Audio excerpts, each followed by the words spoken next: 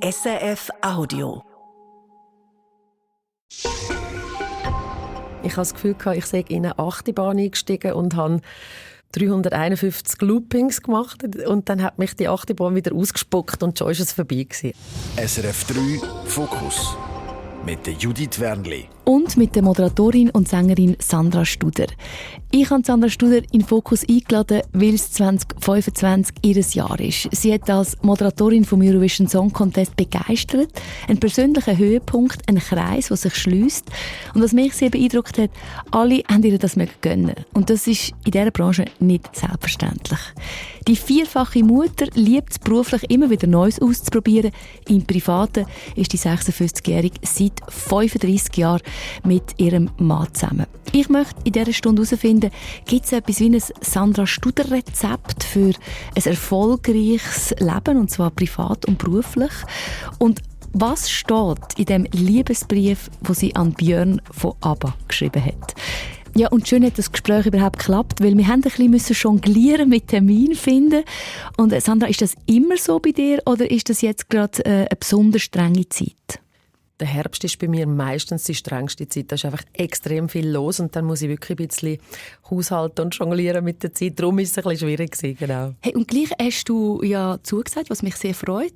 Ich habe dann überlegt, ich bin sehr schlecht im Nein sagen. Wie ist das bei dir? Ganz schlecht. Vielleicht noch schlechter wie du. Ich kann wirklich nicht gut Nein sagen, aber das hat jetzt nichts mit dieser Sendung zu tun, weil ich schätze es sehr, wenn es Formate gibt, wo man mal ein bisschen mehr als nur Kurzfutter kann von sich geben und wo man einfach auch ein bisschen abtauchen kann und sich ein bisschen Zeit nehmen kann. Das ist etwas, was ich geliebt habe, auch in alter Zeit. Ich hatte auch mal ein Gesprächsformat am Schweizer Fernsehen gehabt. Stars hat das geheißen, Stars Extra, mit einem langen Gespräch mit Künstlerinnen und Künstlern. Und das habe ich immer so schön gefunden. Also von dem her ist es mir nicht schwer gefallen, da Ja zu sagen. Aber gleich Nein sagen ist schon etwas, wo ich glaube, das ist so ein Frauenthema auch ein bisschen. Oder wie siehst du das?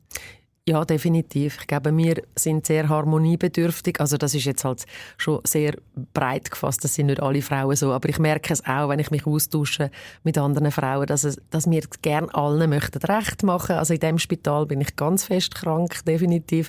Aber man lernt es ein bisschen. Also mit der Zeit, es gibt auch inspirierende Beispiele, wo einem dann sagen, ja nein, aber das musst jetzt du sicher nicht machen und du musst dich auch schonen. Was ich ein bisschen verstanden habe mit der Zeit ist, dass ich ja auch ein bisschen meine Ressourcen muss schonen und es wird mir immer mehr bewusst, wenn ich da jetzt auch noch Ja sage und das mache, dann nimmt mir das ja Zeit weg für etwas, wo mir schlussendlich viel wichtiger wäre. Also nicht zuletzt zum Beispiel Zeit mit der Familie oder mit Freunden. Und wenn ich es mir so zurechtlege, dann fällt mir das Nein immer leichter, eben bei Sachen, die nicht so wichtig sind. Das ist auch eine Art Prozess, oder, den du auch gemacht hast und jetzt an einem anderen Punkt bist. Und ich habe mich auf diese Sendung natürlich auch ein bisschen vorbereitet. Habe dich unter anderem auch gegoogelt. Wie häufig oder googelst du dich überhaupt? Mich googeln? Überhaupt nicht. Also das kommt mir nicht in den Sinn. Ich google die ganze Zeit Sachen, aber sicher nicht mich selber. Definitiv nicht. Ich weiss nicht, wann ich das letzte Mal gemacht habe. Hey, also ich habe es gemacht und es kommen Begriffe wie Ausnahmetalent, Vorbild, Powerfrau. Hörst du das gerne über dich oder liest du das gerne? Was soll ich jetzt da sagen? Also es sind ja positive Begriffe und von dem her schön, vielen Dank, dass man mich so sieht, aber ich tue mich halbwegs mit dem identifizieren. Also das sind halt so Etiketten, die man rüberkommt und die braucht man ja auch. Also JournalistInnen müssen mit dem arbeiten und wenn man einen Text über jemanden schreibt, ich brauche ja das dann auch, wenn ich selber die bin, die Leute interviewt oder verkauft als Moderatorin, arbeite ja auch mit dem, von dem leben wir, aber ich weiss ja, dass das nur ein Teil von dieser Persönlichkeit abdeckt. Also das, ja, man mag mich so sehen, aber ich bin ja noch vieles anderes als das. Ja, und du hast, man weiss, du hast 4 Kinder, bist 35 Jahre mit deinem Mann zusammen, im Rechtsanwalt Luca Müller, hast eine lange, sehr erfolgreiche Karriere, jetzt das Jahr natürlich der Höhepunkt mit dem ESC und dabei wirkst du immer so gelassen, herzlich, bodenständig, strahlend. Ich kann mir vorstellen, dass das bei anderen Frauen auch Druck auslöst. Wie gehst du mit dem um, wenn du merkst, dass andere dich auf das Idealbild projizieren? Das hat mich immer gestört, wenn man das Idealbild von mir aufgestellt hat, weil ja, eben, dann kommen so Wörter wie Powerfrau und Alleskönnerin und weiss ich was alles, so ein Blödsinn. Also ich habe genauso meine Momente, wo ich zusammenbreche oder ich weiss nicht, wie ich das alles machen soll. Ich probiere einfach ehrlich zu sein, mit gewissen Sachen, wo ich weiss, wir haben vorher gerade darüber geredet, ich sehe ganz anders aus im Alltag. Ich bin nicht geschminkt und zurechtgemacht und die Haare sind frisiert und geföhnt. Mich erkennen ganz viele Leute überhaupt nicht, weil ich sehe wirklich nicht so aus. Und ich sehe es dann auch in den Augen von den Menschen, die dann, wenn sie klicken, oh, das ist ja, glaube ich, Sandra Studer, dann weiss ich, was in ihrem Kopf vorgeht. Aha, die sieht ja gar nicht so gut aus wie am Fernsehen. Oder, schau jetzt mal, die ist ja ganz klein und so Sachen. Und das finde ich lustig und das ist für mich wichtig. Ich möchte zu dem stehen und ich finde es toll, wenn Frauen realisieren, hey, das ist mein Arbeitsgewändchen, so sehe ich aus, wenn ich in der Öffentlichkeit bin. Ich will sie nicht stressen. Ich sehe im Privatleben überhaupt nicht so aus. Ich kenne Frauen, die wie aus dem Eigenpelz aussehen, wenn sie am Morgen um 8 Uhr aus dem Haus kommen. Die stressen mich auch. Aber ich bin nicht so. Ich bin wirklich, für mich gibt es sehr fest die zwei Welten, die private Sandra und die öffentliche Sandra. Vom Aussehen. In der Art möchte ich möglichst mich selber bleiben, so fest wie man das kann, wenn man auf der Bühne steht und halt gleich auch ein bisschen eine Rolle spielt. Also eine Rolle ist es nicht, sondern eine Haltung annimmt, würde ich sagen. Aber ich probiere immer ganz fest, mich selber zu sein und mich auch hoffentlich oft über mich selber lustig zu machen, auch eine Distanz zu dem zu haben. Also fühlst du manchmal wie eine Verantwortung, auch das perfekte Bild von dir, ja, wo Leute vielleicht auch übernehmen oder auch Medien zu brechen? Unbedingt. Eben genau mit so Sachen, indem ich über das jetzt rede. Oder wenn Frauen sagen, ja, du hast immer so schöne Haare, sage ich, ja, weißt du, dass die Hälfte von künstlich sind? Also, wenn ich so einen Auftritt habe und mir mit Haar so aufmache, dann habe ich auch so Clip-ins, dann habe ich Haarteile drin, so wie das heute fast alle haben, wenn sie so so ihre wallende Frisur haben. Ich finde das wichtig und toll, das auch ehrlich zu sagen, so. Und Druck zu nehmen. Also das ist jetzt alles sehr oberflächlich und da reden wir jetzt nur über das Aussehen.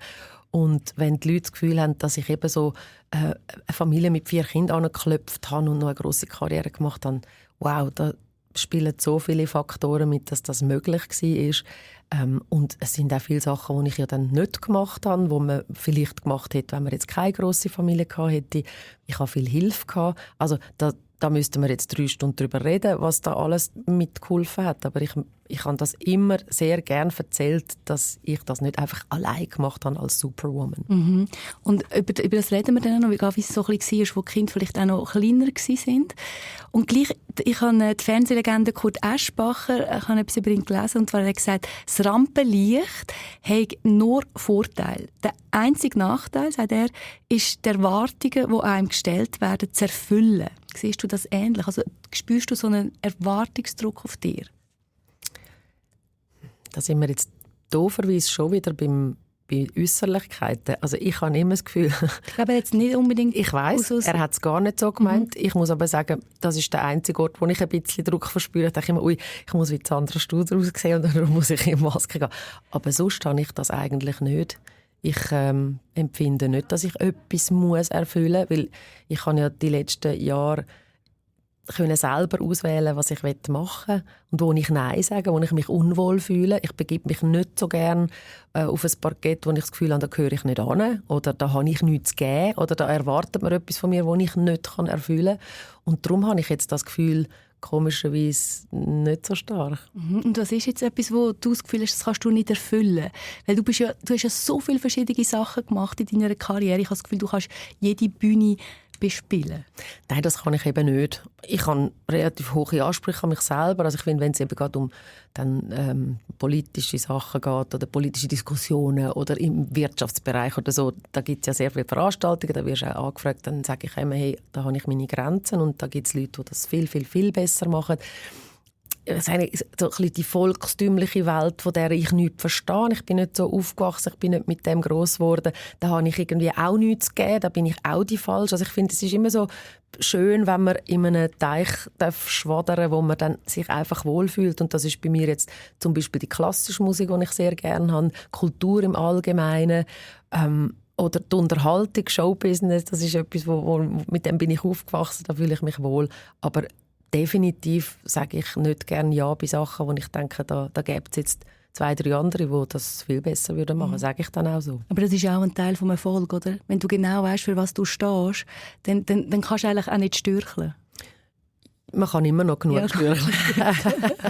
Passiert ja auch immer wieder. Aber ja, definitiv. Also, ich möchte ja gerne, wenn man mich jetzt engagiert und ich etwas beitrage, sei es eine Fernsehsendung oder sei es eine Veranstaltung oder sei es eine Theaterrolle, die ich spielen darf, dann will ich ja einen Mehrwert bringen. Also ich will, dass ich etwas dazu beitragen kann, dass das eine gute Sache wird. Und darum muss es möglichst sich decken mit dem, was ich kann in diesen Topf hineinrühren.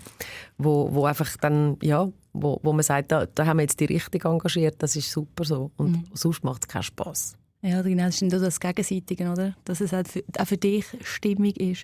Hey, was bedeutet Erfolg für dich heute? Hat sich das vielleicht auch in den letzten Jahren verändert? Erfolg ist so ein Wort, das es wie für mich nicht so gibt. Also, auch das Wort Karriere habe ich habe das immer aus jeder Biografie rausgestrichen und ich mag das nicht. Es ist mein Weg, den ich gegangen bin und der ist ja sicher erfolgreich gewesen. Für mich persönlich extrem erfolgreich und der grösste Erfolg ist für mich ganz persönlich, dass ich eine Familie haben und gleichzeitig einen Job machen, der mir immer Freude gemacht hat. Das ist für mich eigentlich der Erfolg. Ob ich jetzt noch hätte noch weiter können und noch die grössere Sendung und noch auf Deutschland gehen, weiss ich, das ist für mich wirklich kein Punkt. Also für mich ist Erfolg dürfen mit dem, was dir Freude macht und mit dem, was du das Gefühl hast, kannst du auch dürfen Geld verdienen, das zu deinem Beruf machen und gleichzeitig aber auch wahnsinnig viel Normalität haben in deinem Leben. Das ist mit meiner Familie möglich, das ist mit meinem Umfeld möglich, mit meinen Freunden möglich und das ist für mich Erfolg. Und das hat sich eigentlich durch mein ganzes Leben gezogen, das hat sich gar nicht verändert, das ist gleich geblieben. Das ist ja etwas, das klingt wahnsinnig schön, aber wenn du auf diesen grossen Bühnen stehst, eben den Erfolg auch hast, so von außen gesehen, ist es nicht immer ganz einfach, dann genau so zu denken. Was hilft dir denn, dass du das eben so kannst anschauen und über die ganze Zeit so hast können anschauen? Ich weiss es gar nicht, Judith. Das ist wie etwas, wahrscheinlich ist das einfach in mir angelegt. Ich bin, glaube ich, ein sehr geerdeter Mensch. Ich habe nie davon geträumt, eine Weltkarriere zu machen und angehimmelt zu werden.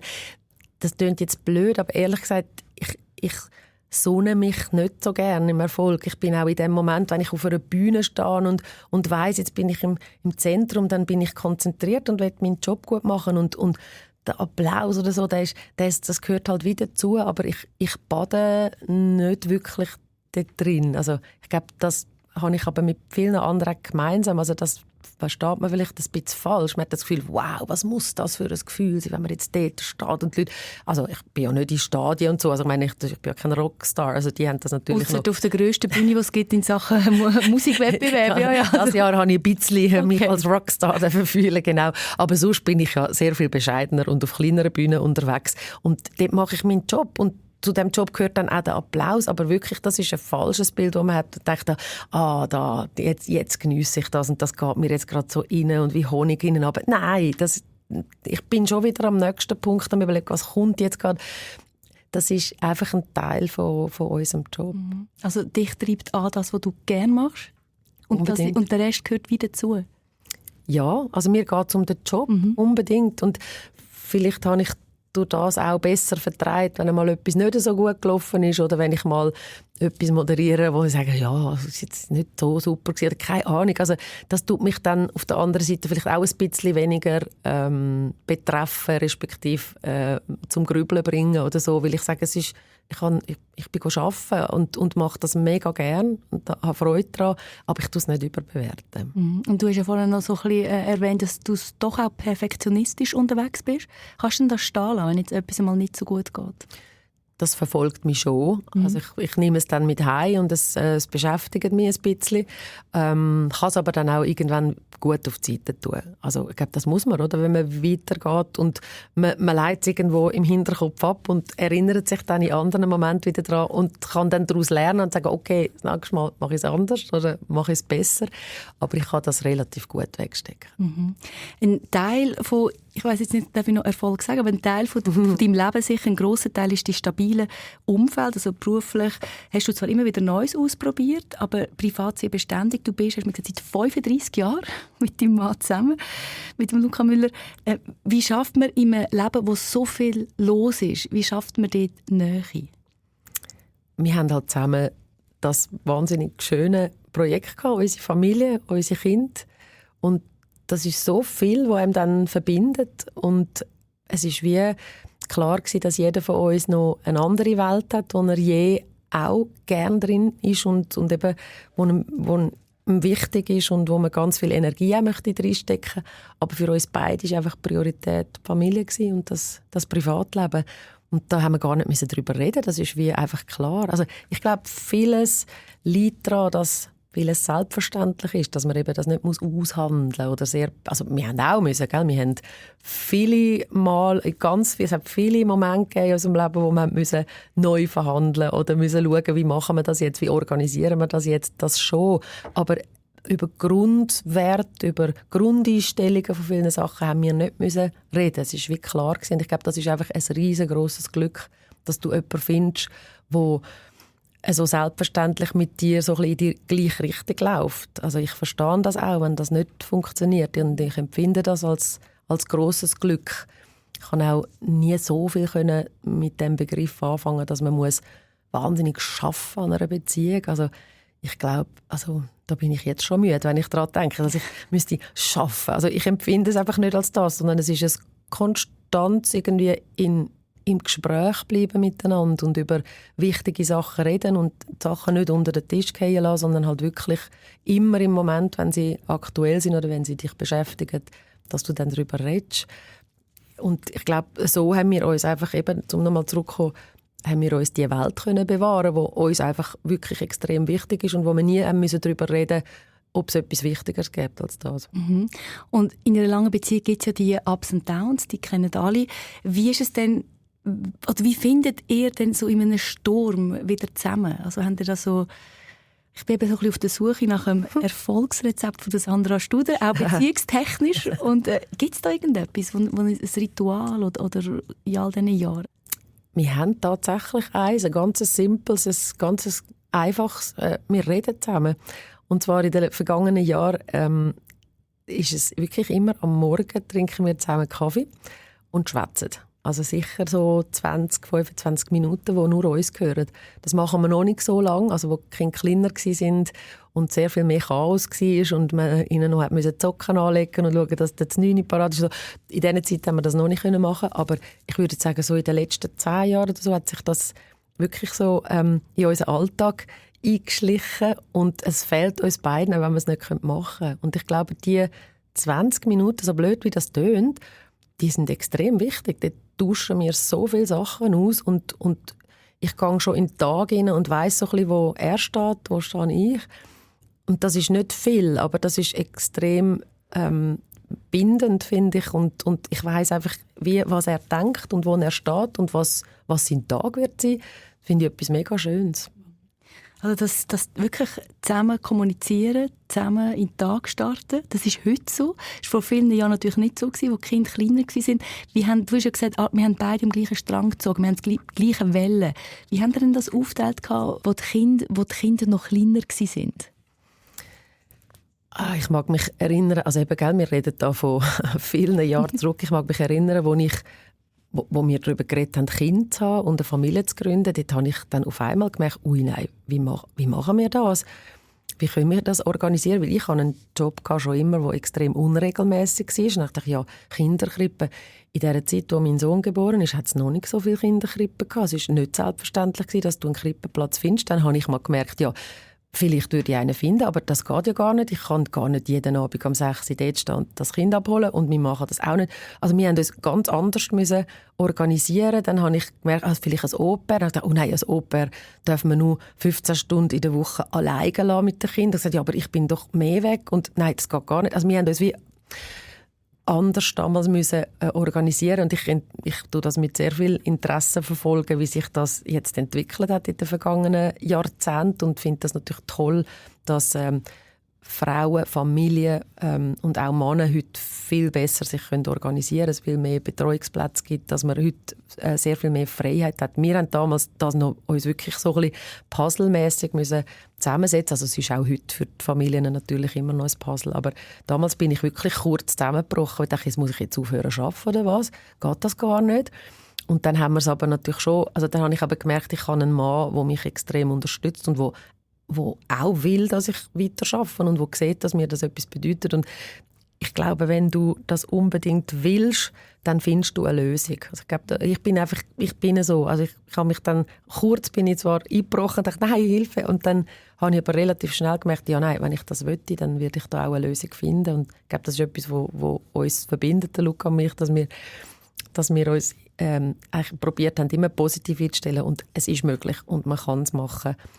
Was war deine Ursprungsfrage? Ja, es ist schon in die Richtung gegangen. Was mich aber jetzt noch würde interessieren, der Spagat, den ja wir Mütter einfach immer machen müssen. Oder ich finde, wir müssen alles unter einen Hut bringen. Das geht halt manchmal auch gar nicht. Die Gefühle, wie fest erinnerst du dich an die, dass du denkst, jetzt gehe ich an einen Anlass, moderiere den und gehst mit schlechtem Gewissen oder einfach mit einem unguten Gewissen? Oder haben die das so aufgeteilt, dass das gar nie da war? Also das berühmte schlechte Gewissen, das habe ich natürlich zwischendurch auch gehabt, aber ehrlich gesagt gar nicht mal so oft, weil unsere Lösung war dann auch gewesen, dass wir jemanden daheim hatten, der wie zur Familie gehört hat, eine Betreuungsperson, die bei uns gelebt hat und das war wie eine Tante oder eine Grossi oder so und meine Kinder sind mega gerne bei ihr geblieben, also von dem her habe ich selten das Gefühl gehabt, ui nein, die armen Kinder, was passiert jetzt mit denen? Aber also die ganze Arbeit, die da auf mich einprasselt ist damals, ehrlich gesagt, Judith, da denke ich manchmal zurück und sage, wie habe ich das gemacht? Ich weiss es wirklich nicht mehr. Das eine war sicher, dass ich einfach sehr viel Energie hatte, dass ich gesund war, dass ich vielleicht auch noch ein bisschen mehr Energie hatte als allenfalls andere. Ich konnte ohne Schlaf leben. Ich habe sehr, sehr, sehr wenig geschlafen. Ich habe immer in der Nacht gearbeitet, wenn ich Kind im Bett hatte. Dann habe ich eigentlich alle meine Sachen vorbereitet und habe irgendwie überlebt. Ich glaube, was mich angetrieben hat, ist wirklich der Wille. Ich will das kombinieren. Ich will beides machen. Und dann begleitet der Rückenwind ist dann eben die Energie gewesen und einfach das Wissen, dass wir das miteinander schaukeln. Und die Kinder haben mir einfach auch so viel Energie gegeben. Also ich habe das Gefühl, mein Leben ist voller Liebe, also auch körperliche Liebe. Ich habe das wahnsinnig schön gefunden und vermisse es heute übrigens ganz fest. Einfach nur schon wieder so einen Hack von einem Kind und schnell 10 Minuten an und knuddeln und schätzeln, das ist etwas, wo mir so viel Kraft gegeben hat und Energie gegeben hat. Und ich glaube, ich bin ein bisschen geboren für das Leben, das ich damals geführt habe und auch, also heute auch noch ein bisschen Villa Kunterbund. Also unser Haus war immer ein bisschen chaotisch gewesen. Immer offene Türen, sind Leute ein- und ausgegangen. Meine Kinder haben immer ihre Gespöndchen heimbringen. Also ein Anteil Chaos im Leben hat mich immer inspiriert. Das hat mir immer gefallen. Sobald es so in ganz klaren Bahnen laufen habe ich gemerkt, dem kann ich wie nicht genügen, das geht nicht. Aber das kleine Chaos, das du immer so ein bisschen vor dir hertreibst und das immer so ein bisschen managen, das war meine Stärke gewesen. Und ich glaube, aus dem habe ich wie so Kraft geschöpft. Und deine Augen haben das ganz fest glänzt, wo du gesagt hast, die Nähe, also auch die Liebe, also auch von den Kindern. Wie herausfordernd ist es denn jetzt für dich, wenn sie langsam so ein bisschen aus dem Haus gehen? Oder schon sind zum Teil? Das ist das berühmte Empty Nest, gell? Ja, das ist wirklich gerade ein Megathema für mich. 2 von meinen 4 sind schon weg und 2 habe ich Gott sei Dank noch daheim. Es gibt so die Momente, wo ich mir das vorstelle, wow, eines Tages wird die Letzte sagen, tschüss Mami, tschüss Papi und dann sind wir einfach so alleine und ich will mir das noch gar nicht vorstellen. Ich glaube, ich werde das dann auch gut machen und das wird schon, weil ich freue mich ja wahnsinnig, wenn meine Kinder ihre Flügel ausbreiten und die Welt gehen erkunden und es ihnen gut geht. Also ich glaube, das wird mich dann auch tragen in dem Moment. Aber es ist halt schon ein Abschied. Das heißt, es ist echt definitiv ein Lebensabschnitt vorbei und der kommt in gleicher Form auch nie wieder zurück. Du lebst dann von diesen Erinnerungen, aber es ist rein, also es ist mathematisch, es sind nicht mehr so viele Stunden am Tag, wo jemand da ist, mit dem du dich kannst austauschen kannst. Du nimmst teil an einem anderen Leben. Das finde ich so etwas wahnsinnig Schönes, dass unsere Kinder ihre Leben zu uns heimbringen und du teilnimmst und ihre Lebensrealität, ihre Lebenswelten kannst mitmachen, mitleben. Und dass das dann einfach wie so ein bisschen verschwindet.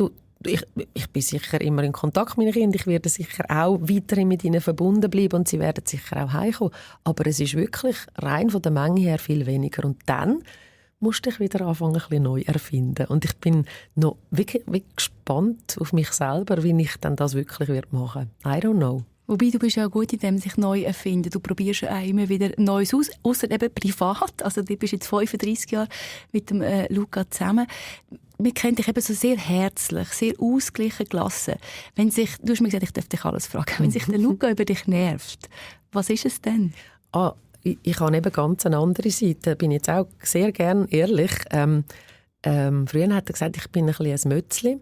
Ich bin jemand, der sehr fest ein bisschen umkorrigiert und immer ein bisschen am Umdirigieren ist. Und der Luca ist ein grosser Optimist. Der Luca sieht immer alles positiv. Und das ist wahnsinnig schön, um mit so einem Menschen zusammenleben, der einfach wirklich dir in dem Sinn nicht einfach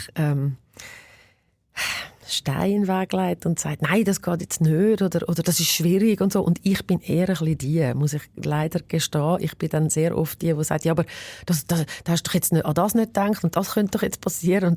Und ich kann mir vorstellen, dass das furchtbar nervt. Also manchmal trete ich auch so schnell einen Schritt auf die Seite und schaue mich an und sage, was machst du da gerade? Wieso bist du jetzt gerade so? Also ich habe wirklich auch so die motzige Seite und die zeige ich natürlich nicht so, wenn ich in der Öffentlichkeit bin. Logisch nicht. Da zeigst du ein bisschen die Jockey-Seite, aber die gibt es tatsächlich an mir auch. Das hätte ich jetzt wirklich nicht gedacht, dass du die Seite hast. Aber ja, danke fürs Teilen. Der Bernhard Rusi hat mal in einem Interview gesagt, dass man ihn viel zu gut darstellt in den Medien. Hast du das Gefühl manchmal auch? Ja, natürlich. Eben, da sind wir wieder bei diesen Etiketten und denen ist halt alles Hochglanz und es sieht alles immer so schön aus. Und ja, jetzt sitzen sie noch zusammen am Tisch und spielen Brandy Dog oder zusammen Blümchen gießen. Ja, aber wie willst du denn einfangen, wenn du miteinander gesoffen habt? Das ist schwierig. Das kann ich nur jetzt da in so einem Gespräch sagen. Natürlich haben wir das auch. Und eben, ich bin sehr oft im Fall unbequem. Und wann bist du unbequem? In kleinen alltäglichen Sachen, die mich nerven. Und ich bin jetzt 56 und ich habe auch die Menopause-Jahre sehr stark empfunden. Und das ist eines der Symptome, sind Stimmungsschwankungen. Ich habe mich nie so mit dieser Menopause befasst. Ich bin nie gelesen, was erwartet mich jetzt da oder so. Das wird zum Glück jetzt auch viel öffentlicher gemacht. Ja, Gott sei Dank. Ich habe dann irgendwann einmal gehört, ja, ein Symptom sind Stimmungsschwankungen. Und dann habe ich gedacht, ja genau, ich bin manchmal einfach schlecht drauf und ich bin doch gar nicht so. Ich bin nie so gewesen. Ich bin auch ein positiver Mensch. Und irgendwann dachte ich, wow, Wahnsinn, das muss ja das sein, dass ich einfach aufstehe und schlechte Laune habe. Und das ist etwas, was nicht lässig ist, als ich selber zu akzeptieren. Aber man hat es halt irgendwie einfach und dann musst du damit umgehen. Und also, da muss ich jetzt einfach auch meinem Ehemann echt ein Kränzchen winden. Das vertreibt er einfach und lässt das über sich ergehen und tut dann nicht darauf reagieren im Sinne von, hey, geht's eigentlich noch oder so, sondern ich glaube, er weiss einfach, es geht dann wieder vorbei und er weiss, dass ich mich dann über andere Sachen bei ihm aufregen darf. Also das ist ja nicht so, dass er dann nur schlucken muss, aber die Seiten an mir gibt es leider. Und ich finde, es hilft eben auch, dass das viel transparenter ist, dass Frauen darüber reden, wie es ist in der Menopause. Wie findest du das? Du hast eigentlich wenig über so Geschichten geredet in der Öffentlichkeit, wenn dich etwas fest beschäftigt hat. Oder, ja, jetzt zum Beispiel, also gut, das ist jetzt ein kleineres Beispiel, aber wie findest du das, dass man viel öffentlicher mit so Sachen umgeht, auch mit Mental Health, also wenn man Probleme hat, psychische Probleme, dass das alles, auch gerade von Menschen, die in der Öffentlichkeit stehen, dass das mehr erzählt wird und sagt, hey, mir geht es im Fall, vielleicht eben je nachdem, wer zulässt, auch so. Das finde ich wahnsinnig wichtig. Ich höre auch gerne anderen Menschen zu. Und natürlich hat es noch einen gewissen Effekt, wenn das noch Leute sind, die in der Öffentlichkeit stehen. Ich rede aber sowieso wahnsinnig gerne mit Leuten. Also ich rede viel mit Frauen in meinem Umfeld. Ich habe viele gute Freundinnen. Und ich habe das schon immer wahnsinnig wichtig gefunden und habe für mich das auch als Bestärkung gebraucht, zu hören, dass andere Leute die gleichen Probleme haben. Und jetzt eben gerade, also Menopause ist ein Thema, wo ich wahnsinnig froh bin, dass es an die Oberfläche gekommen ist. Also ich glaube, vor 20, 30 Jahren hat man da noch nicht gross darüber geredet. Vor 10 Jahren noch. Oder sogar noch. Stimmt. Und jetzt ist das, also ich glaube, wir müssen es ja auch nicht aufblustern und man darf sich auch nicht von dem, also ich will jetzt nicht... Es haben auch nicht alle, also es haben nicht alle Beschwerden. Absolut. Und man will dann auch nicht Frau Menopause sein. Also ich meine, es ist einfach etwas, das ein bisschen da ist. Ich will dem aber auch nicht so viel Wichtigkeit geben, dass es mich anfängt zu beschäftigen oder bestimmen oder ich mir selber im Weg stehe, weil ich finde, das kann ich jetzt nicht machen, weil das überhaupt nicht. Aber es erklärt einfach gewisse Sachen und das ist mega schön, wenn man sich austauschen kann und wenn man Leute hört, darüber reden und übrigens auch darüber reden, dass man mit dem leben kann. Also das ist jetzt kein Weltuntergang und es geht auch ein bisschen vorbei und es hat auch gute Sachen. Es hat sogar positive Seiten. Abgrenzen, glaube ich, zum Beispiel, oder? Das ist so ein Punkt. Zum Beispiel. Und es ein bisschen ruhiger nehmen und vielleicht auch wirklich als Zeichen nehmen von, hey, darfst du jetzt auch mal ein bisschen dir selber schauen. Weil das habe ich jetzt auch viele Jahre nicht so fest gemacht. Also das ist auch ein schöner Effekt, dass man sagt, aha, also mein Körper sagt mir da jetzt gerade auch ein bisschen etwas und jetzt lass doch mal an. Und du hast jetzt so ein bisschen gesagt, ja, eben, der Luca ist so der Positive und reisst dich manchmal auch raus. Aber wenn man 35 Jahre zusammen ist, gibt es etwas, wo du über die Liebe gelernt hast, wo du vielleicht gerne schon früher gewusst hättest? Ja, vielleicht, nein. Für mich ist es etwas Schönes, ein Learning, aber es ist auch okay, dass ich es so nicht gewusst habe, weil es ist eigentlich eine schöne Überraschung war. Also ich glaube, Liebe, wenn sie so lange hebt, wird sie vor allem einfach getragen durch eine tiefe Freundschaft. Also das eine ist, wir müssen nicht darüber reden, also die Sommervögel, die fliegen irgendwann weg und die sind dann... Söckli-Phase, wenn man es noch herzig findet, wenn ein Söckli rumliegt irgendwo. Genau. Und was dann dazu an diese Stelle tritt, ist wirklich also halt ein tieferes Verständnis von Liebe, von ganz viel Gemeinsamkeit, von dem Verständnis, dass man eben miteinander etwas aufgebaut hat, dass man einander wertschätzt, dass man einander unterstützt mit dem, was man machen will und dass eben einfach eine tiefe Freundschaft da ist und halt das Bedürfnis, weiterhin Sachen zu teilen zusammen. Ich glaube, das ist etwas Wichtiges. Also, wenn du das Gefühl hast, wem will ich das jetzt als erstes erzählen, dann ist das halt mein Mann. Also, wenn das so kommt im Leben, dann hat man verdammtes Glück gehabt. Ja. Ja, Glück gehört auch immer dazu, oder? So jemanden zu treffen. Auf jeden Fall. Eben genau. Ich werde ja immer wieder gefragt nach Erfolgsrezept. Es gibt es nicht. Es gibt kein Erfolgsrezept. Ganz ein grosser Anteil ist Glück und ein anderer Anteil ist sicher, dass man schon ein bisschen bereit ist, auch in gewissen Momenten ein bisschen zurückzustehen und zu sagen, okay, jetzt machen wir es, wie du willst. Also nicht immer, wie ich will. Oder dass man vielleicht das Glück gehabt, wir haben uns sehr jung kennengelernt. Ich bin 21 gewesen, der Luca war 26 gewesen. Wenn du so jung zusammenkommst, dann hast du noch die Gelegenheit, zusammen zu wachsen oder gewisse Werte zusammen einzupegeln und zu definieren. Also es ist, wie soll ich sagen, wenn vielleicht 10 Jahre später weisst du schon ziemlich genau, wie du die Sachen willst. Das gefällt mir nicht, das sehe ich so, das möchte ich so haben. Und wenn du zusammen älter wirst und viele Sachen zusammen das erste Mal erfährst, dann tust du miteinander definieren, was das bedeutet oder wo das angehört oder wie du das willst haben. Und das hilft extrem. Das hilft, aber es gibt auch andere, oder, wo früh zusammenkommen und sich in komplett andere Richtungen entwickeln. Also wie du sagst, es braucht einfach auch viel Glück und du spürst sicher, ich bin stellvertretend für alle, die zuhören, auf der Suche nach einem Sandra Studer Erfolgsrezept. Und ja, 2025 war ganz klar dein Jahr gewesen, also mit dem Moderieren vom ESC. Ich sage jetzt den Karrierehöhepunkt, du kannst nachher sagen, ob es so ist. Du hast auch häufig gesagt, es ist so ein Kreis, der sich schliesst. Wenn du heute jetzt zurückschaust, vor allem auf die intensive Zeit, auf die 2 Wochen zu Basel, was ist das, was so bleibt? Das ist so schwierig in Worte zu fassen. Das ist, ich benutze das Bild von der Achterbahn. Ich habe das Gefühl, ich sei in eine Achterbahn eingestiegen und habe 351 Loopings gemacht und dann hat mich die Achterbahn wieder ausgespuckt und schon ist es vorbei gewesen. Also es war einfach wahnsinnig intensiv gewesen, das wollte ich damit sagen. Und es ist mit nichts vergleichbar, was ich bisher gemacht habe, ehrlich gesagt. Also die Ingredienzen sind die gleichen gewesen. Ich habe moderiert, ich habe ein grosses Publikum gehabt, also viel grösser das mal natürlich als sonst. Du hast eigentlich das gemacht, was du kannst. Ich habe noch ein bisschen gesungen und so. Aber es war halt begleitet von so viel Unbekanntem. Also die ganze Dimension, die ganze Technologie, die drin spielt, dann der ganze internationale Rahmen und dann natürlich eben die Zusammenarbeit mit der Hazel Brucker, wo auch noch so etwas unerwartet Schönes war. Ja, es ist, ich weiss gar noch nicht, wo ich das ablege. Das ist wirklich, und wenn du sagst, Karrierehöhepunkt, eben Karriere benutze ich nicht das Wort, aber es ist ein ganz, ganz grosser Höhepunkt für mich und einfach ein Geschenk, dass sich der Kreis schliessen konnte. Ja. Wenn du immer einer die bist, der ein bisschen zurückhaltend ist bei den Sachen und der Luca eher der sagt, nein, das kommt gut, hat dann er dir gesagt, mal sicher machst du das? Ja, genau. Er hat eigentlich, wo Nemo gewonnen hat, hat er schon gesagt, nächstes Jahr machst du das. Und ich so, ja, sicher nicht, jetzt bist mal ruhig. Also er und viele andere haben das gesagt. Und ja, natürlich. Also ich bin dann schon die sagt, ja, jetzt tue ich mir sicher nicht einbilden, dass ich das machen darf, weil ich weiss, dass das noch ganz viele andere machen wollen. Und es hätte auch andere Konstellationen gegeben, die das auch gut gemacht hätten. Und ich meine, wieso sollte ich das Gefühl haben, dass ich das jetzt machen darf? Ich bin sicher, ich habe schon gedacht, ich bin sehr wahrscheinlich auf einer Shortlist dabei von möglichen Kandidatinnen. Aber ja, der Luca hat gesagt, nein, dich sehen wir dann schon. Also er hat das ziemlich klar gesagt. Was mich in dem ganzen diskutieren, wer könnte gehen, ist ja immer so, ja, dann ist wieder irgendwie, es moderiert, eben Hazel ist irgendwie mal gekommen und Michel hat man auch mal gehört von dir auch, aber auch noch andere Namen. Und was dann klar war, ist etwas passiert, was selten so ist, gerade in dieser Medienwelt.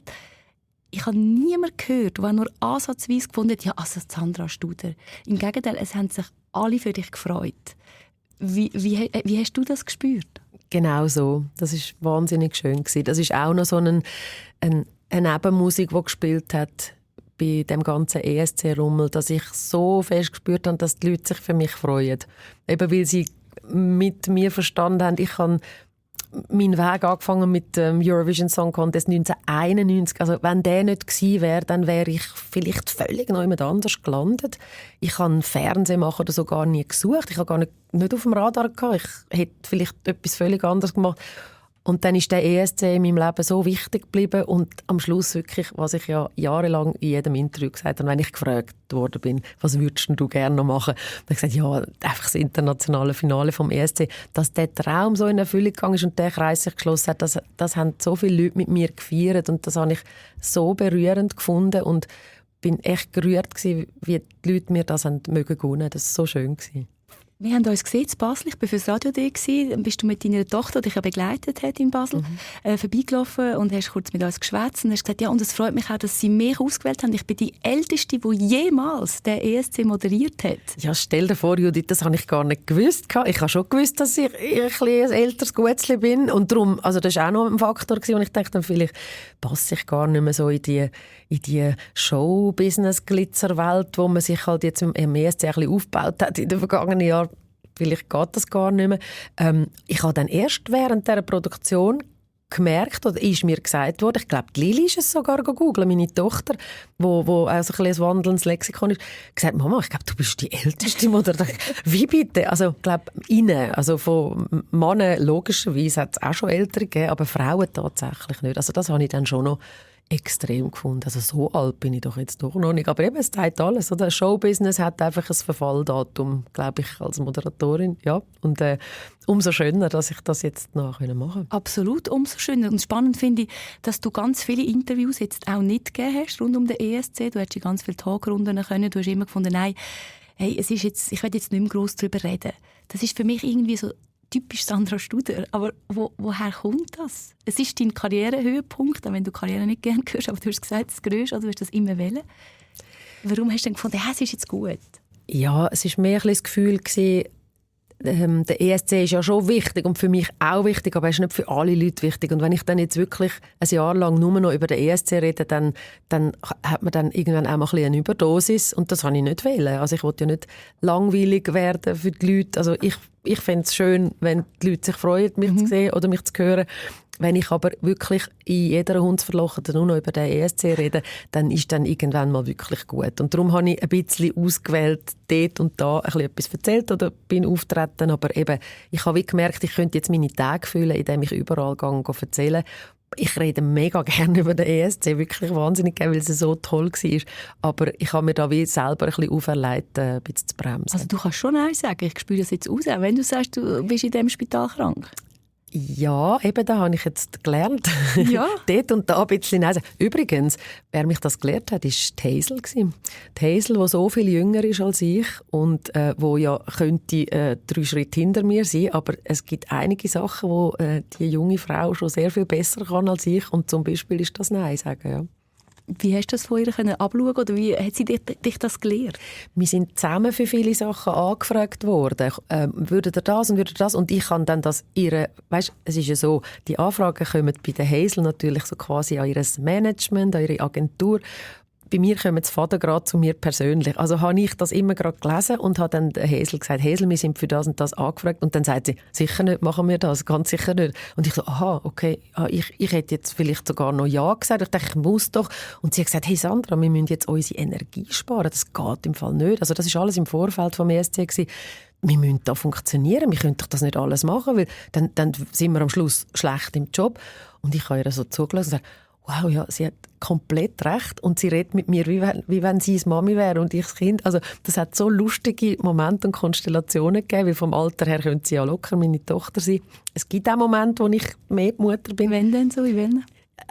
Ja, ich glaube so vor allem in den persönlichen, in den menschlichen Sachen, wo sie auch gerne zulässt, wie ich das eben mit dem Kind gemacht habe oder so. Da gibt es dann schon die Momente, wo du merkst, okay, ich bin die mit viel Erfahrung und weiss, wie sich so etwas weiterentwickelt und wie man so etwas 20 Jahre später dann anschaut. Das sind die Sachen. Aber gerade so jobmässig muss ich sagen, wow, da hat Hazel natürlich, weil sie sich in so einem viel grösseren Becken, Haifischbecken bewegt und alles wirklich grössere Dimensionen sind, hat sie sich das auch zulegen. Ist das auch, oder? Ich meine, dein Marktwert ist ja enorm gestiegen durch den ESC. Hast du auch dort irgendwie so ein bisschen Unterstützung von ihr bekommen? Weil ich denke, das ist auch noch schwierig. Du hast kein Management, du machst das alles selber. Das irgendwie ja, auch anzunehmen. Ja, nein, also da ist sie nicht meine Managerin oder Hilfe oder so, überhaupt nicht. Ich lasse mich einfach ein bisschen von ihr inspirieren. Ja, und der vom Marktwert, also der muss ich jetzt gerade auch ein bisschen relativieren.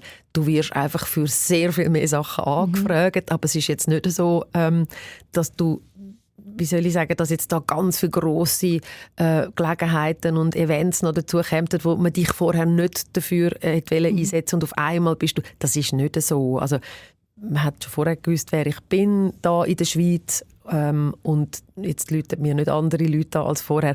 Und im Ausland hat schon gar niemand auf mich gewartet. Also da darf man sich wirklich auch nicht irgendwie komische Vorstellungen machen. Jedes Land hat seine eigenen Moderatorinnen und hat da nicht auf eine Moderatorin gewartet aus der Schweiz, nur weil sie jetzt den ESC gemacht hat. Das muss man alles ein bisschen relativieren. Ich kann sehr viel mehr anfragen, das ist ja so. Da bin ich jetzt auch ein bisschen am Hadern mit dem, dass ich eben keine Hilfe habe, wo das, oder nur wenig Hilfe ab und zu ein bisschen.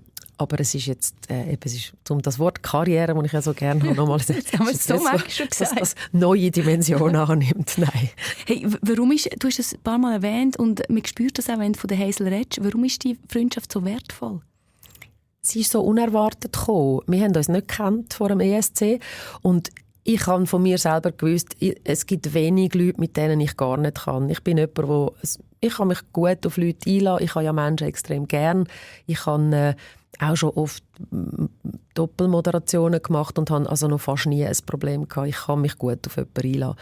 Aber dass das mehr wird sein, als einfach professionell miteinander arbeiten und miteinander auskommen, sondern dass es so gematcht hat wie zwei Magnetchen, die wir zusammengekommen sind und gemerkt haben, wow, es wird gut, nicht weil wir jetzt einfach zusammen gut arbeiten können, sondern weil alles rundum noch so stimmt, weil wir uns gerne haben, weil wir zusammen lachen können, weil wir neugierig sind gegenseitig, was die andere für ein Leben hat und beide einander in ihr Leben ein bisschen reingezogen haben.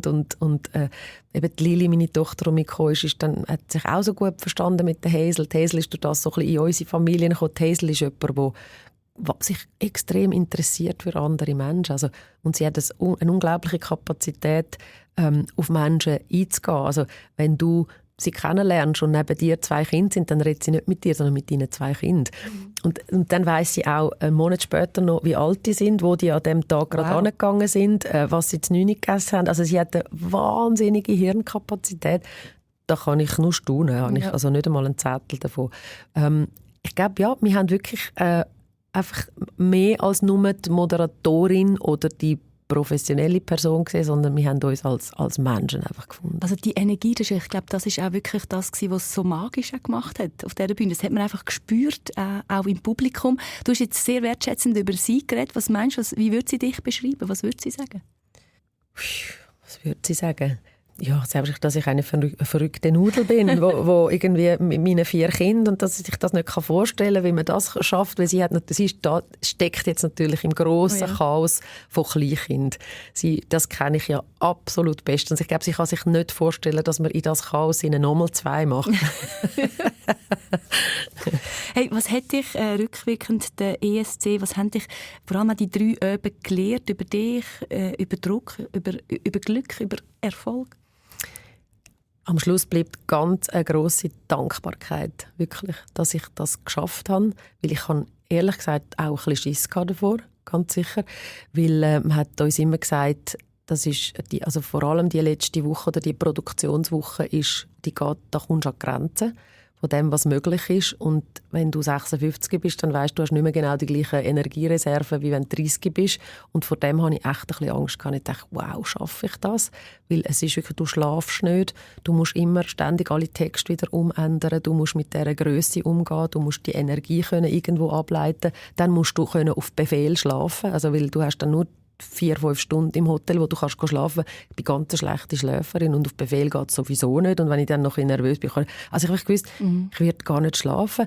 Und wo das vorbei war, habe ich so, ich weiss nicht, ich habe im Universum, ich habe Gott, ich habe meinem Körper gedankt, dass ich das durchgestanden habe, dass das so gut funktioniert hat. Ich habe das nicht als selbstverständlich angeschaut und habe einfach das Gefühl gehabt, wow, ich habe da jetzt gerade ein riesengroßes Geschenk bekommen, dass es positiv gelaufen ist, dass die Energie übergekommen ist, die ich so fest gespürt habe, vor allem zusammen mit der Hazel, am Schluss auch mit der Michelle, das war im Fall auch schön gewesen.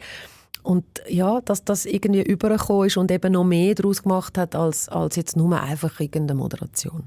Aber doch auch so die Gefühle sind schon da gewesen, weil es hat so souverän gewirkt, oder? Und du bist so mit dem ESC-Verband, du hast ja früher immer geschaut, bist eben selber dabei gewesen, hast immer kommentiert. Ich habe so das Gefühl gehabt, du machst das so einfach mit purer Freude, aber die Unsicherheit ist schon auch da gewesen. Es war vor allem vorher da gewesen. Und immer wenn dann wir hatten extrem wenig Zeit gehabt, um nervös zu werden. Ich glaube, das hat sehr geholfen. Also es ist nicht so, dass du eine Stunde vor der Sendung noch in deiner Garderobe bist und weißt, ich denke, was mache ich jetzt? Und ich mich in mich rein und meditieren oder autogenes Training machen oder was. Sondern die Zeit ist einfach gar nicht da gewesen. Du bist von einer Probe zur anderen, Maske umziehen, Interview. Also ich bin mir nur selber hinterher gehechelt, ehrlich gesagt. Und das ist eigentlich am Schluss mega gut gewesen, weil ich wirklich keine Zeit hatte, um nervös zu werden. Und jetzt im Nachhinein denke ich so, wow, das ist mir ja gar nicht bewusst gewesen. Was wäre denn gewesen, wenn ich jetzt abgeschifft wäre, wenn ich es verkackt hätte, wenn ich irgendwie den Text nicht gewusst hätte, keine Ahnung. Also, das wäre ja mega peinlich gewesen. Und das ist mir zum Glück in dem Moment, und du bist so fest im Moment, nicht bewusst gewesen. Das ist ja auch schön, oder? Im Nachhinein, schaust du es, hast du es ein paar Mal geschaut? Nein. Hast du es nie geschaut? Nein, ich schaue mich selber nie an. Das Einzige, was ich geschaut habe, ist «Made in Switzerland». Das habe ich geschaut. Und «In Sieme», wo ich im zweiten Halbfinale noch gesungen habe. Nein, ich schaue mich nie an. Okay. Ich schaue mich nicht gerne selber an. Sehr wahrscheinlich, weil ich Sachen sehe, wo ich finde, oh nein, das hätte ich ganz anders sollen. Oder nein, wie blöd schaue ich jetzt da, oder keine Ahnung. Also, nein, und auch, weil es vorbei ist. Also, Fernsehen ist halt wirklich brutalerweise ein Medium, das nicht viele Spuren hinterlässt. Also, wenn es passiert ist, ist es passiert und dann ist es durch. Und das ist vielleicht auch noch mal etwas, warum man sich allenfalls ein bisschen weniger wichtig nimmt, weil man hat nicht ein Buch geschrieben, das bleibt, oder man hat einen Song komponiert, wo man dann weiterhin hören kann. Also man hat einfach eine Fernsehsendung moderiert. Es bleibt kein wenig da. Ich glaube, das ist auch wichtig, dass einem das auch bewusst ist, und das ist dir absolut bewusst. Und ich möchte jetzt mit dir, weil Musik ist ja ein ganz grosser Teil von dir, ich möchte in einen Song mit dir hören und nicht mich wundern, was bei dir das auslöst. Does your mother know about your rhymes? Björn Forever. Das ist ABBA, genau, Björn Forever. Hey, du hast mir erzählt, du hast ihm einen Liebesbrief geschickt in deiner Teenagerzeit. Ja, ich bin ganz ein grosser Hardcore-ABBA-Fan gsi, so mit 9, 10, 11. Und ich habe wirklich jeden Schnipsel gesammelt, was es über ABBA gegeben hat damals. Ich durfte das Bravo nicht kaufen, das hat meine Eltern ganz doof gefunden. Und dann musste ich das heimlich besorgen. Ich hatte eine Nachbarin, die es durfte, dann hat sie es mir auch mitgegeben. Ich habe es dann im Estrich, haben meine Eltern so alte Perserteppiche, die eingerollt waren. Und dort drin habe ich die dann versteckt. Und habe eben ich hatte das nicht wegen dem Dr. Sommer oder so wählen, also das war eine nette Nebenerscheinung, aber ich musste es wirklich wegen den ABBA-Bildchen haben. Und ich habe dann Ordner angelegt. Ich habe am Schluss 14 Ordner gehabt, voll mit ABBA-Bildern, mit Zeichnungen, die ich auch selber gemacht habe. Und dann habe ich natürlich versucht, ich bin ja übrigens auch am Konzert gewesen, jetzt weiss ich nicht, ist es 79, 78 oder 79 gewesen, mit meinen 2 älteren Schwestern, die mich dann dort begleitet haben. Das war eine Sternstunde für mich. Und also einfach ABBA ist mega, mega, mega wichtig gewesen. Und dann habe ich gedacht, ich habe damals offenbar schon sehr strategisch gedacht und dachte, wenn ich denen jetzt einfach schreibe, dann werden die mir nicht antworten, das sind die Superstars. Und dann habe ich wirklich strategisch überlegt, bei wem hätte ich dann am meisten Chancen, dass er mir zurückschreiben würde. Und dann habe ich gedacht, ja, also so ein bisschen der wenigst hübsche von diesen 4 ist doch der Björn. Vielleicht freut er sich, wenn der einen Liebesbrief bekommt. Und dann habe ich ihm geschrieben und habe leider nie eine Antwort bekommen. Und weißt du, was du geschrieben hast? Weißt du das noch? Nein, das weiss ich nicht mehr. Aber natürlich als Fan und wie toll ich ihn finde und wie super und wie gut er aussieht und die tollen Kostüme und überhaupt und so. Und ich würde mich wahnsinnig freuen über ein Autogramm. Aber ich war halt eine von Millionen, die geschrieben hat. Obwohl er nicht der Hübscheste war. Aber du hast ihn ja dieses Jahr in Schweden getroffen, zusammen mit der Hazel. Wie war denn das? Das war sehr lustig, weil die Hazel ist eingeladen wurde nach Schweden, schon während dem ESC, an ein Comedy-Festival. Und dann bin ich halt nebendran gestanden und wie die Hazel so ist, hat gesagt, du kommst mit, gell? Und ich natürlich so in dieser ESC-Euphorie gesagt, ja, klar, ich komme mit. Ich habe mal in die Agenda geschaut, kann ich überhaupt auf Schweden? Und dann später habe ich gedacht, ja, gell, das war ein Witz. Und sie, nein, bitte komm mit. Und ich, okay. Und es hat dann irgendwie gepasst mit den Tagen. Ich hatte Zeit gehabt.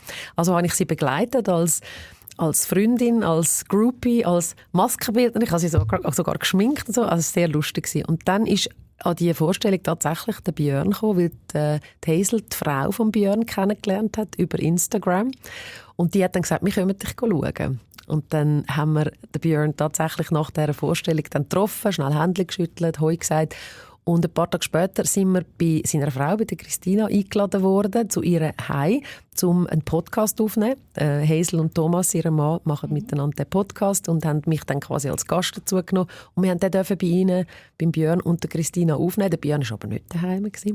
Und dann sind wir weitergezogen, nachdem noch in den Süden runter. Dort hat sie auch noch mal einen Auftritt gehabt. Und in dieser Zeit ist eine Einladung gekommen. Und hat es geheißen, der Björn und Christina möchten uns, also ich natürlich immer nur als Anhängsel von der Frau Brucker, möchten uns einladen zum Nacht. Und ich so, das darf ja jetzt einfach nicht wahr sein, dass ich beim Björn zum Nacht bin. Gibt es so etwas? Also das ist auch noch mal so etwas verrückt, etwas, wo ich nie gedacht hätte, dass das irgendwann einmal wahr wird. Also so wie der ESC, es ist wie so das ESC-Jahr, wo mich natürlich auch zurückgeworfen hat auf meine ABBA-Jahre. Und jetzt sitze ich noch am Tisch beim Björn daheim und tue einfach ein bisschen mit ihm konversieren. Seine Frau hat gekocht, mir einfach zu vierten Wein. Das war wahnsinnig schön und lässig und eben so unerwartet. Hast du ihm vom Liebesbrief erzählt? Ja, ich habe ihm vom Liebesbrief erzählt, aber den zweiten Teil der Geschichte habe ich dann nicht gesagt. Warum ihm geschrieben? Warum ich ihm geschrieben habe. Ich finde es übrigens, siehst, wie das Leben so ist. Heute ist es umgekehrt. Ich finde, er sieht mit Abstand am besten aus von allen. Also der Mann ist ja ein Phänomen, wie der gealtert ist. Der ist 80, sieht aus wie 60, ist topfit, also nicht nur körperlich, der macht sehr viel Sport, sondern auch geistig. Also er schreibt schon wieder an einem neuen Musical und ist also faszinierend. Also ist der Jungbliebenste. Ah, spannend, vielleicht hast du das hier schon gespürt. Ich würde mit dir wahnsinnig gerne noch über Musik reden. Uns läuft die Zeit wirklich davon. Es ist so schön, was du alles mit uns geteilt hast. Gleich der ESC-Traum ist ja jetzt in Erfüllung gegangen. Musik ist irgendwie, du hast mir am Telefon irgendetwas gesagt mit Musik, wo du aber glaub, noch nicht darüber reden kannst. Wird Musik grösser noch in der nächsten Zeit von dir? Weil das ist etwas, was ich immer mal wieder so ein bisschen rausgehört oder gespürt habe, dass das etwas ist, was du mehr noch willst? Also du hast Musik gemacht, du hast schon viel gemacht, aber gibt es jetzt vielleicht noch ein bisschen mehr Möglichkeiten in diesem Bereich? Das ist so ein kleiner Schmerz, der mich begleitet, also über all die Jahre, dass ich immer das Gefühl habe, ich glaube, das werde ich am Schluss auch von, sollen wir es noch mal sagen, das Wort von meiner Karriere. Du hast es gesagt. Sagen wird, Musik ist mega zu kurz gekommen. Ich hätte so gerne mehr Musik gemacht. Ich hätte gerne Zeit und Muße und Kontakt gehabt, um meinen eigenen musikalischen Weg noch zu suchen. Aber es ist mir halt ein bisschen bewusst, das ist nicht etwas, was man noch ein bisschen nebendran machen kann. Da müsste man sehr viel mehr Zeit und Leidenschaft reinlegen können. Das ist bei mir ein bisschen zu kurz gekommen. Das tut mir mega leid. Ich hätte es sehr gerne gemacht. Wenn ich es noch machen würde, dann wird das am Schluss sein, glaube ich, für mich. Weil, also ich habe keine Ambitionen mehr, nach allem, was ich gemacht habe, jetzt da irgendwie noch in einer Musikwelt, wo auch von Jungen bestimmt wird, von Jungen gehört wird, da hat jetzt niemand auf meine Musik gewartet. Das würde ich jetzt noch, glaube für mich selber machen, wenn. Für mich ist so ein Hybrid, ein guter, ist halt immer gewesen, Musiktheater zu machen. Also ein Musical, wo ich wirklich so ein bisschen beides können, dann das Spielen, das Auftreten, Musik singen, kombinieren und da kommt dann auch gleich wieder mal etwas, eben, da kann ich so nicht so drüber schwätzen, aber da freue ich mich extrem drauf und das andere bleibt immer noch ein bisschen hängen als noch auf der Bucketlist. Ich glaube, es ist das Nummer 1, wo dort drauf steht, eigene Musik zu machen. Also die Musik rückt dem jetzt immer weiter führen. Sind wir gespannt auf das, was noch kommt. Und ja, Sandra Studer-Rezept, das ich ja gesucht habe, ist, glaube ich, wirklich neben viel Talent einfach Freude haben an dem, was man macht und sich dabei nicht zu wichtig nehmen. Danke euch fürs Zuhören. Feedback, Fragen jederzeit gerne an fokus mit c@srf.ch oder direkt bei eurer Podcast-App. Und Sandra, zum Schluss lassen wir noch einen Lieblingssong von dir. Das war für dich, glaube ich, eine grosse Herausforderung, so einen Lieblingssong zu suchen. Mega schwierig. Das finde ich etwas Furchtbares, wenn ich mich für einen Song entscheiden soll, weil es sind so viele KünstlerInnen, aber vor allem Künstler, muss ich sagen, ich höre extrem gerne Mannenstimmen beim Singen, die mich berühren und die etwas in mir machen. Und es sind Songs, die mich begleitet haben. Also einen auszusuchen. Welchen hast du jetzt genommen? Jetzt bin ich mega, mega gespannt. Ja, jetzt natürlich nach dieser Geschichte habe ich gedacht, kannst du deine Jugendliebe oder fast Liebe, also aber als Allgemeins, aber eben mit dem Björn natürlich gerne noch ansagen zum Schluss vom Fokus. Ja, den wir jetzt vorher schon gehört haben. Den wir nur angespielt haben. Jetzt habe ich gedacht, du wirst Dancing Queen nehmen, weil das eigentlich mein Lieblingssong von ABBA ist. Aber in dem Fall... Ich kann auch Dancing Queen, wir können es jetzt noch ändern, kannst du sagen. Hättest du lieber Dancing Queen? Also das ist mein Lieblings-ABBA-Song. Jetzt haben wir so viel über den Björn geredet, der hat doch jetzt fast ein bisschen zu viel Raum gegeben, oder? Ja, lieber Dancing Queen. Natürlich. Super. Also dann spielen wir für Sandra Studer Dancing Queen. Danke vielmals für das Gespräch. Danke dir, Judith.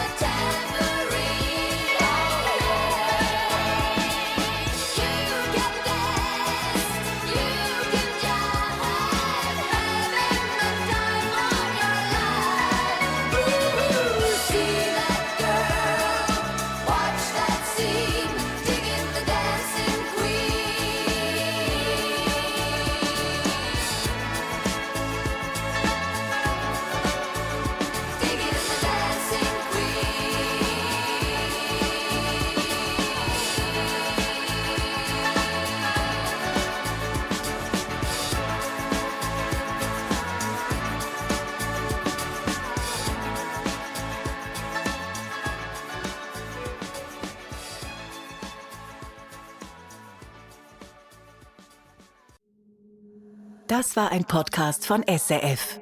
Produziert im Auftrag der SRG.